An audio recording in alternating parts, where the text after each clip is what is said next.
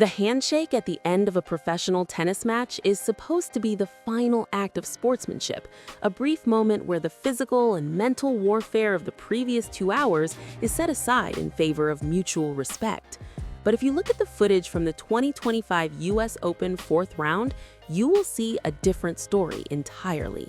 As Jelena Ostapenko walked toward the net after her straight sets loss, she didn't look at her opponent. She didn't slow her pace. She offered a limp drive-by hand extension that barely made contact before she vanished toward her bench. To the casual observer, it was just another classic Penko moment, the kind of petulance we have come to expect from the 2017 French Open champion. But for those inside the locker room, this wasn't just frustration over a loss. It was the latest evidence of a total diplomatic breakdown between one of the tour's biggest personalities and the rest of the top 50. We have been told for years that the WTA is a sisterhood, a collective of athletes who push each other to be better, but the receipts we have gathered suggest that the culture has shifted. From the audio captured on courtside microphones to the specific ranking points lost during her most recent outbursts, the reality is that Jelena Ostapenko has become the tour's most isolated figure. To understand why the locker room has finally turned, we have to look past the neon outfits and the viral memes. We have to look at the data, the rulebook loopholes she exploits, and the financial cost of a reputation that is now preceding her every time she walks onto the court. Look at the Hawkeye trace from the second set of that US Open match, specifically at 3-all 30-40. The ball from her opponent clearly clips the outer edge of the baseline. It is a clean winner. Yet the high-definition feed shows Ostapenko immediately circling the mark, gesturing wildly to the chair umpire, and shaking her head in a display of performative disbelief. This is where the tension begins. According to current WTA players who have spoken off the record, it isn't the fact that she misses calls that bothers them. It is the psychological drain of her constant refusal to accept reality. In the professional circuit, time is a weapon. The WTA rulebook, Section 4, clearly outlines the pace of play, yet Ostapenko has mastered the art of the soft delay. By forcing an umpire to climb down from the chair, or by engaging in a 3-minute debate over a ball that was clearly in, she freezes the momentum of her opponent. This is what the locker room calls the Penko Tax. It is a mental surcharge every player has to pay when they face her. And according to recent match data, it is starting to backfire. In 2025 alone, Ostapenko has been assessed more time violations than any other player in the top 20. These aren't just warnings, they are the result of an intentional tactical choice to disrupt the flow of the game. The internal resentment reached a boiling point during the clay court swing earlier this year. During a changeover in Rome, a hot mic caught a top 10 player muttering to her coach that she was tired of the circus. This wasn't about the power of Ostapenko's ground strokes, which remain some of the most lethal in the world. It was about the lack of professional courtesy. In tennis, there is an unwritten code regarding let cords and accidental body shots. When Ostapenko hits a net cord winner, the customary apology is usually absent. When she fires a ball directly at an opponent at the net, there is no raised hand. While the rules don't require these gestures, the absence of them in a high-pressure environment creates a vacuum of goodwill. This is the moment the partnership between Ostapenko and the rest of the tour officially ended. If you watch the player box during these moments, the dynamics are even more telling. Her coaching team often looks as exhausted as her opponents. There is a specific receipt from the Australian Open where her box remained silent after a double fault, leading to a visible outburst from Ostapenko directed at her own team. This internal friction has leaked outward, making her a player that many on tour now actively avoid in the practice schedules.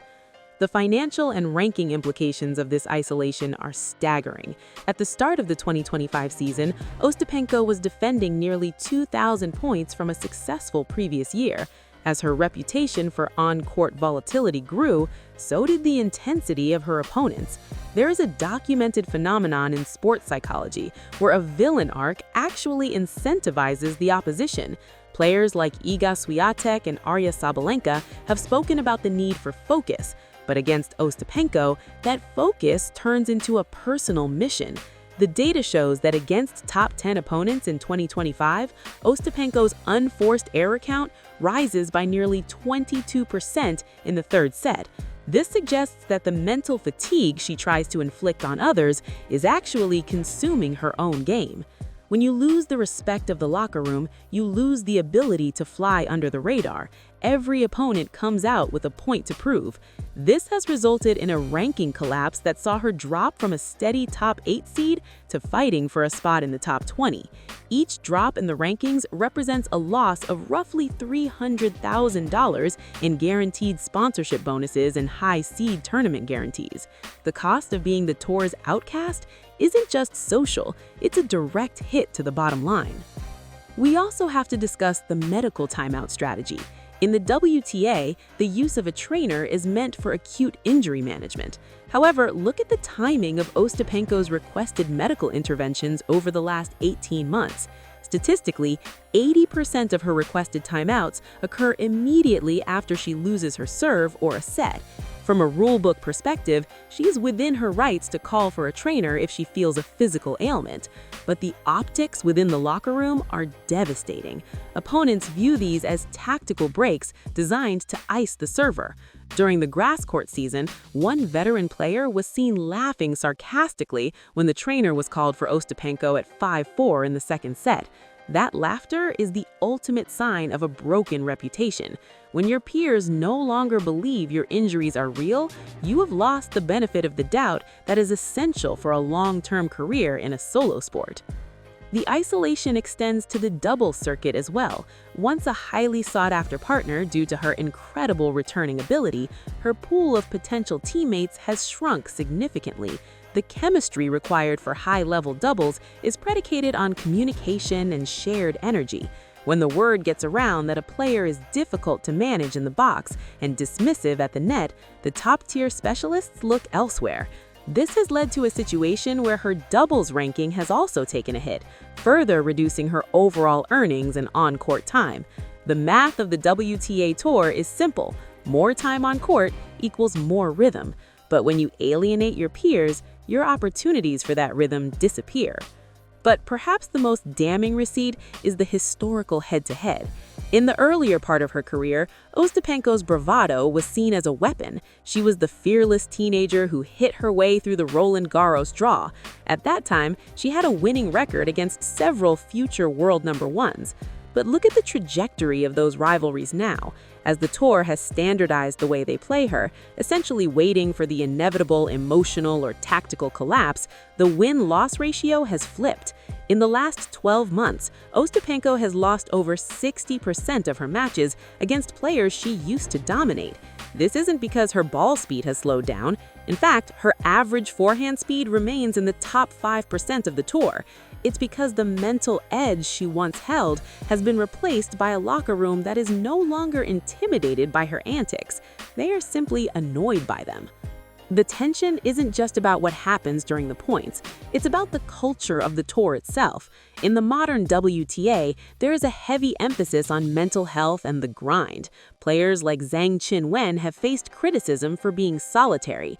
But with Ostapenko, it feels more like an active rejection of the group.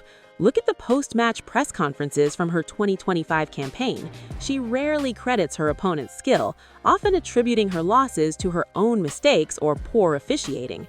According to the WTA Code of Conduct, players are encouraged to represent the sport with dignity, but Ostapenko's brand of brutal honesty often crosses the line into perceived disrespect.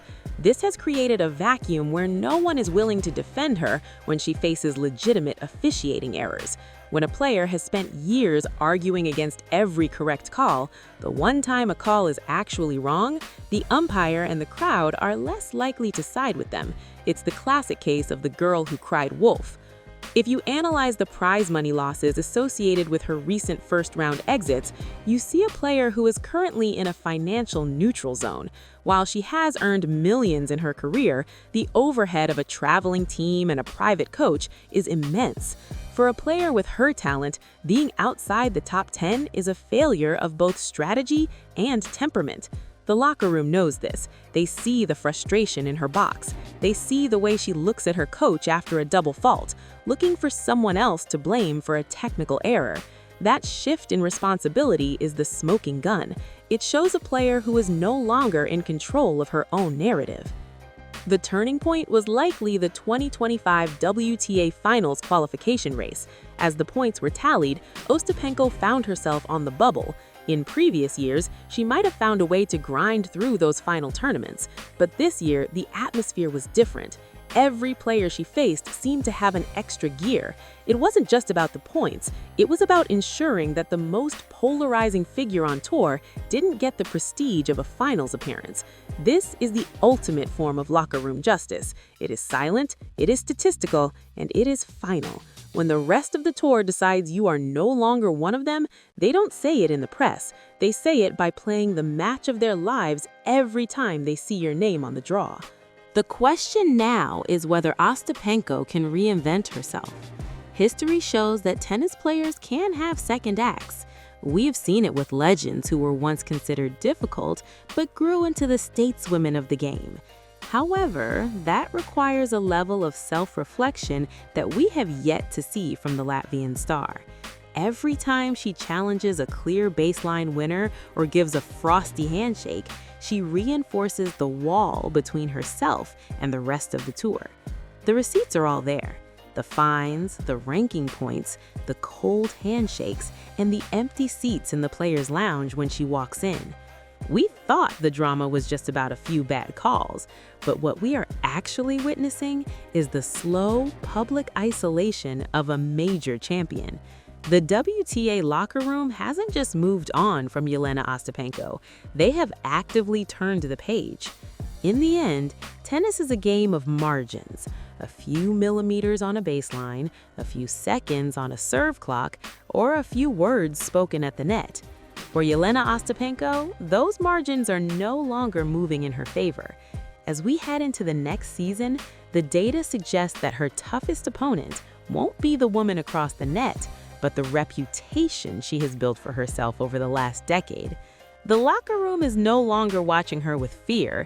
They're watching her with a collective, weary eye, waiting for the next outburst that will only further solidify her status as the tour's ultimate outsider. The hidden tension of the WTA is often buried under polite smiles and social media posts. But in the case of Jelena Ostapenko, the fire is burning in plain sight. If she wants to find her way back to the top of the mountain, she might find that the climb is much harder when no one is rooting for you to reach the summit.